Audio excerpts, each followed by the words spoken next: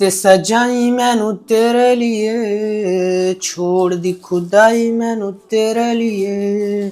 ऐसा ना सुनो, अल्लाह को मानना ही छोड़ दो तुम। क्यों भाई, ऐसा क्या हो गया? अरे गाना तो वही गा रहे हो। ऐसा क्या गा दिया भाई मैंने? अबे बोला तो तुमने, छोड़ दी खुदाई मैंने तेरे लिए। खुदा को मानने से इनकार कर रहे हो तो अल्लाह को मानना ही क्यों है फिर?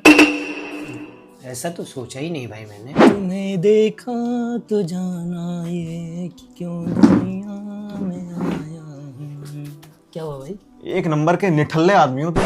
क्या फालतू बोल रहे हो भाई? गुनगुना तो वही रहो गाने में, तुम्हें देखा तो ये जाना कि क्यों दुनिया में आया हूं ना। मतलब तुम्हारे दुनिया में आने का पर्पस यही है। भाई वो तो बस गाना है भाई, कोई लिटरली मीन थोड़ी कर रहा हूँ भाई। टोटली ये कॉन्ट्रडिक्ट कर रहा है कुरान की आयत को। अल्लाह ताला कुरान में फरमाता है, indeed we have created mankind and jinn only to worship me. इबादत के लिए अल्लाह ने बनाया है। और ये गाने में क्या है कि इस दुनिया में आए हो किस लिए?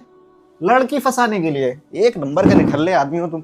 तुझमें रब दिखता है यारा, मैं क्या करूं।